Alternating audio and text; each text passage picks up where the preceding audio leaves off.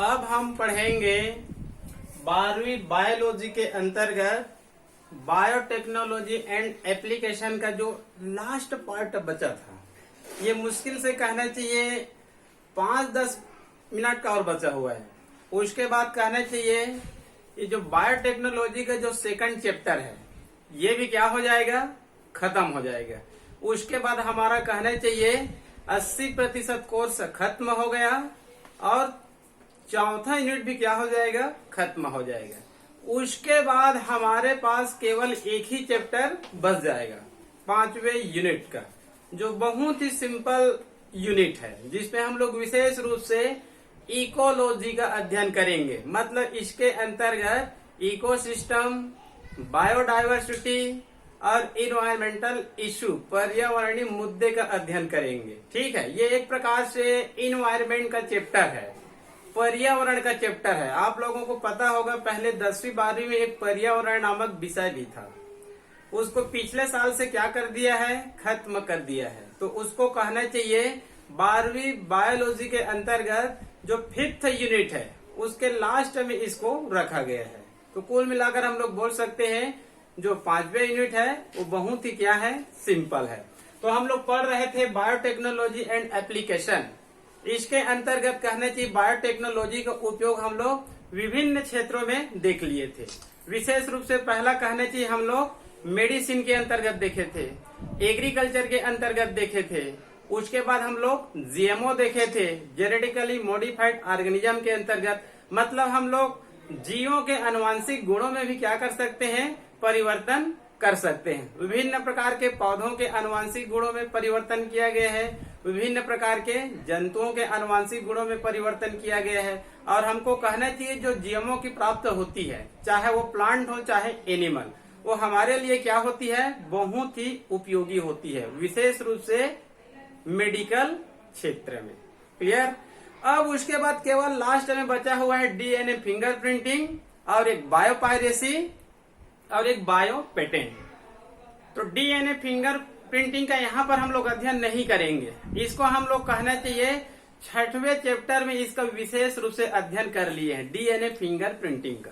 ठीक है, वहां पर मैं आप लोग को बताया था डीएनए फिंगर प्रिंटिंग के बारे में, चित्र सहित बताया था कि प्रत्येक व्यक्ति में कहना चाहिए डीएनए क्या होती है, विशिष्ट प्रकार की होती है और उसमें पाए जाने वाले न्यूक्लियोटाइड का क्रम भी क्या होता है, निश्चित होता है। अतः वह टेक्निक या वह विधि जिसमें डीएनए की विशिष्टता के आधार पर कहना चाहिए व्यक्ति की पहचान की जाती है, क्या कहलाती है, डीएनए फिंगर प्रिंटिंग कहलाती है। एक बार पूछा गया था 12वीं में ही, father of DNA fingerprinting, मतलब डीएनए फिंगर प्रिंटिंग का पितामह किसको कहा जाता है। तो आप लोग याद रख लेंगे, एलेक्स जेफरी। भारत में इसका कहना चाहिए एक प्रसिद्ध संस्थान है, हैदराबाद में CCMB के नाम से जाना जाता है, cellular for centre and molecular biology. ठीक है, उसके बाद कहना चाहिए इसका विस्तृत अध्ययन करना है डीएनए फिंगर प्रिंटिंग का। तो आप लोग कहना चाहिए 6ठे चैप्टर में चले जाएंगे। अब उसके बाद कहना चाहिए 2 छोटा छोटा पार्ट्स बचा हुआ है, एक है बायोपायरेसी और एक है बायो पेटेंट। ठीक है, और ये है बायोवार। तो पहला हम लोग देखते हैं बायोपायरेसी। बायोपायरेसी का आप लोग को मैंने एक लाइन में पहले परिभाषा बताता हूं मैं। ठीक है, ये बायोलॉजी से रिलेटेड बायोपायरेसी बता रहा हूं। बायोपायरेसी का संबंध केवल एक ही सब्जेक्ट से नहीं होता है, इनका संबंध अनेक विषयों से होता है। ठीक है, तो यहाँ पर हम लोग विशेष रूप से किसका संबंध देखेंगे, बायोलॉजी से रिलेटेड। इसका मेन परिभाषा हो जाएगा जैविक संसाधनों का अनाधिकृत दोहन, जैविक संसाधनों का अनाधिकृत दोहन या अनाधिकृत उपयोग करना बायोपायरेसी कहलाएगा। मतलब प्रत्येक देश में जैविक संसाधन होता है, पूरे विश्व में है जैविक संसाधन, हमारे देश में है, हमारे राज्य में है। जैविक संसाधन मतलब जीवों से संबंधित संसाधन। तो यहाँ पर हम लोग जैविक संसाधन किसको मान सकते हैं, पौधे और जंतु को। ठीक है, ये दोनों कहना चाहिए किसके अंतर्गत आती है, बायोसेफ्टी के अंतर्गत आती है। ये दोनों किसके अंतर्गत आती है? बायो सेफ्टी के अंतर्गत आती है। ठीक है जी। जैव सुरक्षा की मुद्दे, तो वर्तमान में कहना चाहिए बायोडायवर्सिटी या जैविक संसाधन को ही हम लोग क्या बोल सकते हैं? जैव मतलब जीव, और इनका क्या करना है? हमको सुरक्षा करना है। तो सुरक्षा के लिए दो कानून लाए गए हैं, एक होता है बायोपायरेसी और एक होता है बायो पेटेंट। तो पहला अध्ययन कर रहे थे हम लोग बायोपायरेसी, मतलब जैविक संसाधनों का अनाधिकृत उपयोग या फिर अनाधिकृत दोहन। ठीक है। बायोडायवर्सिटी, इसका एक कहना चाहिए 5वें यूनिट में आपको एक चैप्टर भी मिलेगा। बायोडायवर्सिटी इस शब्द को कहना चाहिए जी रोसेन नामक साइंटिस्ट ने दिया था, और हिंदी में इसको बोलते हैं जैव विविधता। और जैव विविधता का शाब्दिक अर्थ होता है जीवों में विभिन्नता का पाया जाना। इसका अर्थ होता है कि भारत में और पूरे विश्व में जीवों में क्या पाई जाती है? बहुत अधिक विविधता पाई जाती है। जैसे कि हम लोग किसी भी जंगल में जाएंगे, कहीं पर भी जाएंगे, तो देखिए विभिन्न प्रकार के पौधे दिखाई देते हैं, विभिन्न प्रकार के जीव जंतु दिखाई देते हैं, जो एक दूसरे से क्या होते हैं? भिन्नता पाई जाती है। तो इसी को हम लोग क्या बोलते हैं? Biodiversity and conservation. मतलब इनको क्या प्रदान करना है? हमको संरक्षण प्रदान करना है। मतलब इनको विलुप्त होने से क्या करना है? हमको बचाना है। ठीक है। तो प्रत्येक जंतु का यहाँ पर अभी उल्लेख मैं नहीं करूंगा, क्योंकि यहाँ पर उतना विस्तृत अध्ययन नहीं करना है। आप लोग को जंतु के अंतर्गत मैमल, भारत में मैमल की कितनी प्रजाति पाई जाती है? तो लगभग 372 प्रजाति पाई जाती है। भारत में मैमल्स की लगभग 372 प्रजातियां पाई जाती है। एंजियोस्पर्म, फ्लावरिंग प्लांट, पुष्पीय पादप, इनकी प्रजातियों की संख्या भारत में लगभग 15,000 है। जिम्नोस्पर्म, इनकी प्रजातियों की संख्या भारत में लगभग 64 है, मतलब ज्यादा नहीं है। ठीक है। तो ये सब भारत के लिए, विश्व के लिए क्या है? ये जैविक संसाधन है। तो आजकल कहना चाहिए कुछ लोग होते हैं, ठीक है, ये लोग कहना चाहिए इन जैविक संसाधनों का क्या कर लेते हैं? अनाधिकृत उपयोग, मतलब गैर कानूनी तरीके से क्या करते हैं? इसका उपयोग कर लेते हैं और दोहन कर लेते हैं। इसी को हम लोग क्या कर सकते हैं? बायोपायरेसी कहेंगे। ठीक है। तो वास्तव में कहना चाहिए बायोपायरेसी नहीं होना चाहिए। एक उदाहरण देता हूं मैं, हिमाचल प्रदेश या उत्तराखंड का, हिमाचल प्रदेश या फिर उत्तराखंड का, इधर कहना चाहिए क्या पाई जाती है? हिमालय पर्वत पाई जाती है।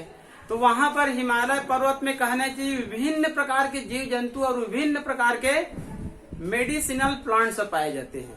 ठीक है जी।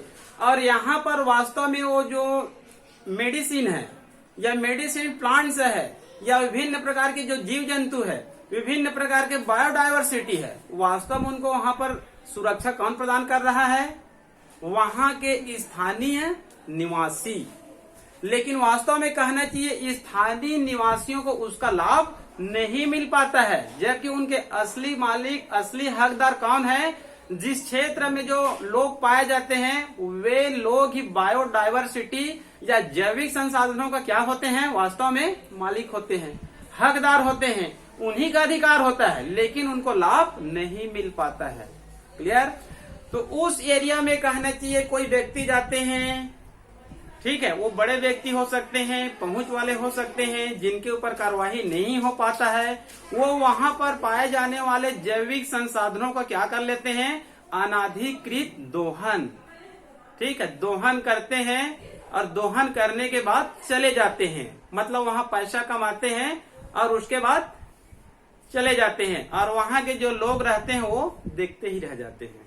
तो इसी कारण कहना चाहिए कई बार आंदोलन भी होता है कि हम यहाँ रहते हैं, हम इसको सुरक्षा प्रदान करते हैं और हमको लाभ नहीं मिलता है, तो कई बार सरकार के खिलाफ, उच्च लोगों के खिलाफ क्या होता रहता है? धरना प्रदर्शन होता रहता है। ठीक है। तो कहना चाहिए वास्तव में बायोपायरेसी नहीं होना चाहिए, चाहे जैविक संसाधन का हो, चाहे कहना चाहिए अन्य सब्जेक्ट में हो। ठीक है। आगे है उसके बाद बायोपेटेंट। बायोपेटेंट का शाब्दिक अर्थ होता है बायोपायरेसी को ही रोकने के लिए क्या कानून लाए गए हैं? बायोपेटेंट लाए गए, मतलब बायोपायरेसी अधिक होता है। ठीक है, मतलब जैविक संसाधनों का अनाधिकृत उपयोग होता है। तो उन सबको कहना चाहिए रोकने के लिए क्या लाया गया है, बायो पेटेंट लाया गया है। ये बायो पेटेंट भी कहना चाहिए कई विषयों पर होता है, लेकिन यहाँ पर हम लोग देखेंगे बायोलॉजी से रिलेटेड। ठीक है, एक उदाहरण बता रहा हूं इसको मैं, बायो पायरेसी को रोकने के लिए क्या लाया गया है, बायो पेटेंट लाया गया है। ठीक है, इसको मैं सिंपल उदाहरण से बताता हूं। जैसे कि मान लो कहना चाहिए इसके अंतर्गत क्या आते हैं, जैविक संसाधन आते हैं। क्या आते हैं इसके अंतर्गत, जैविक संसाधन। उनका कोई व्यक्ति क्या कर रहा है, अनाधिकृत दोहन या फिर उपयोग। तो जैविक संसाधन में क्या है, विभिन्न प्रकार के जीव जंतु। विभिन्न प्रकार के जीव जंतु से हमें क्या मिलते हैं, खनिज भी प्राप्त हो सकते हैं, ईंधन भी प्राप्त हो सकते हैं, मेडिसिन भी प्राप्त हो सकते हैं, डीएनए प्राप्त हो सकते हैं। ये सब हमारे लिए क्या होते हैं, सब उपयोगी होते हैं। तो उनका कोई व्यक्ति क्या कर रहा है, अनाधिकृत दोहन। तो उस अनाधिकृत दोहन को रोकने के लिए क्या लाया गया है, बायो पेटेंट लाया गया है। क्लियर। तो बायो पेटेंट का अर्थ होता है किसी व्यक्ति या किसी कंपनी को एक अधिकार दिया जाता है। किसी व्यक्ति, किसी समूह या किसी कंपनी को क्या दिया जाता है, एक अधिकार दिया जाता है।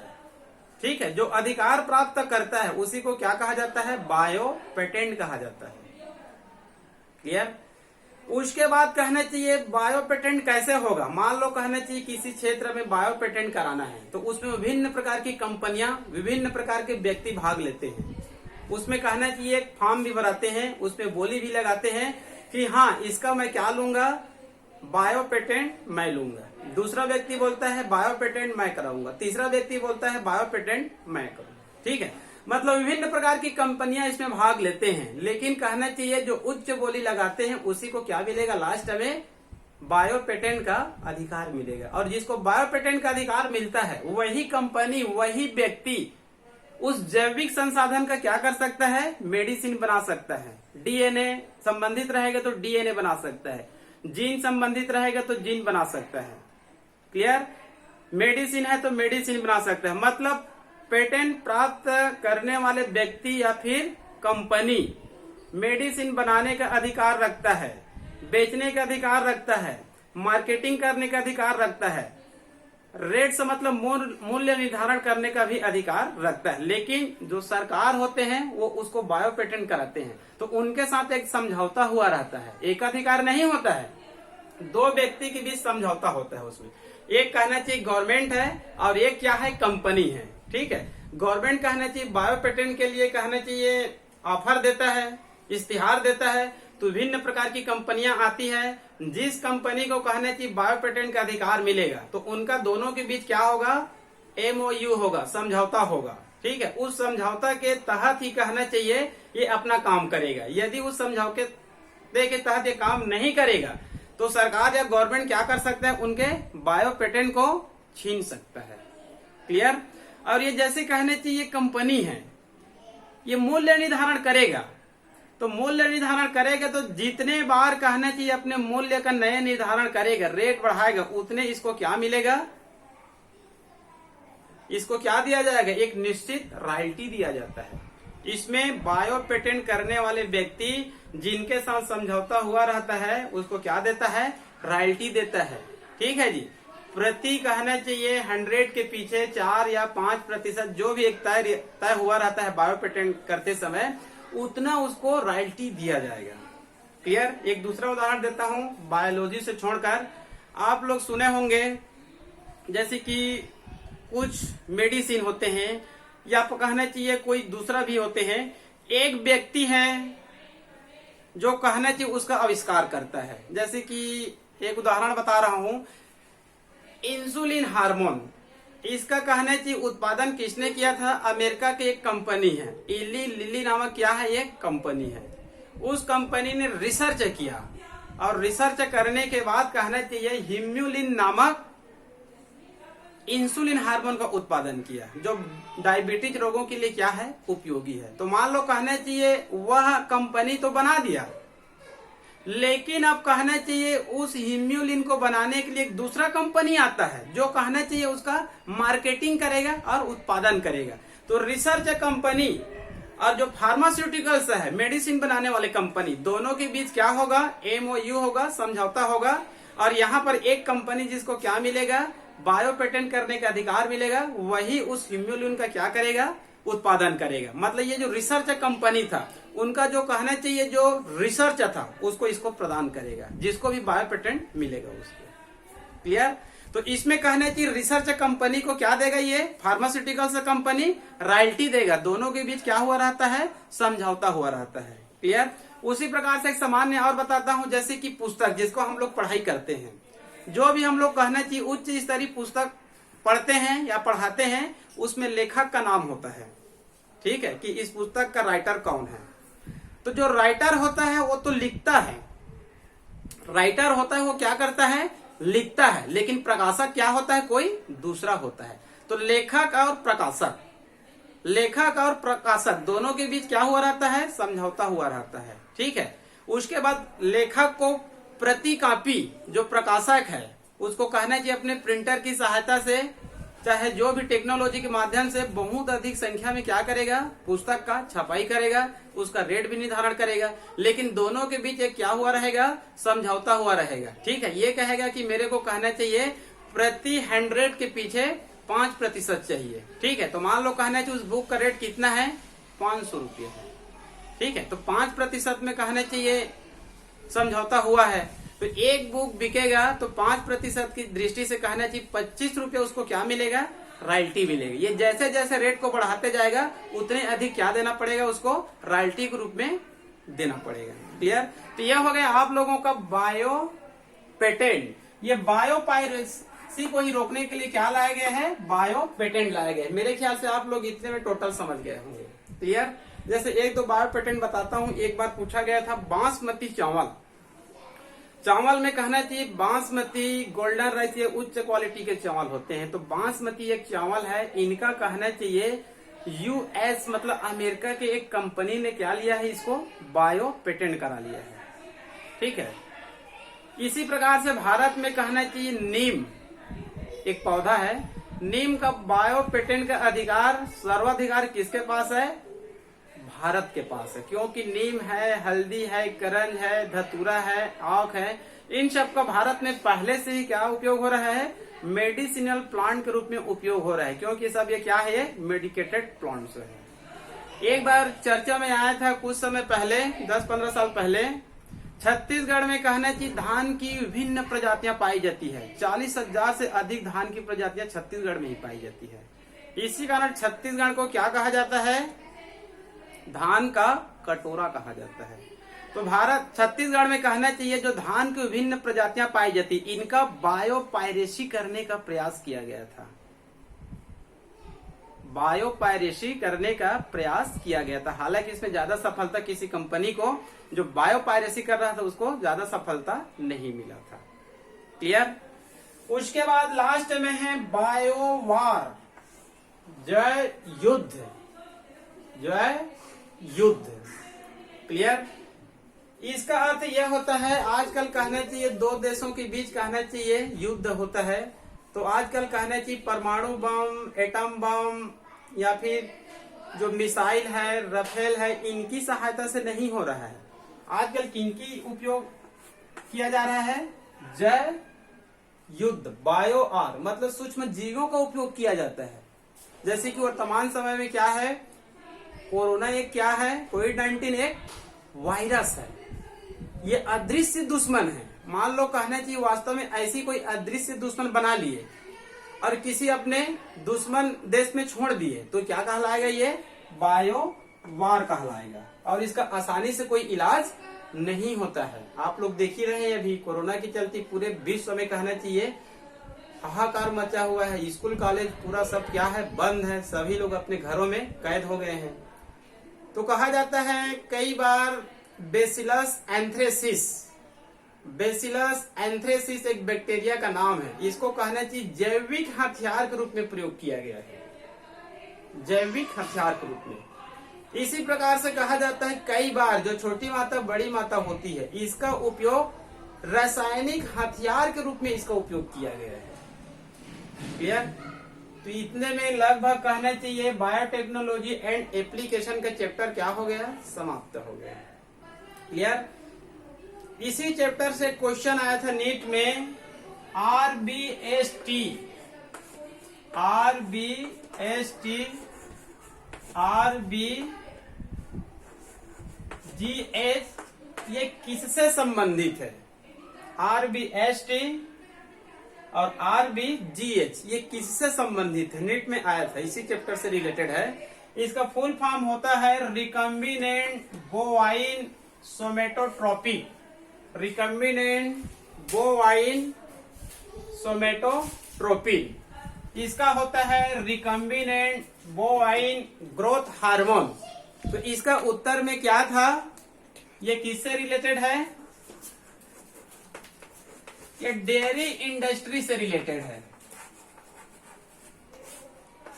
ये किससे संबंधित है? ये मतलब दुग्ध उद्योग से संबंधित है। क्लियर।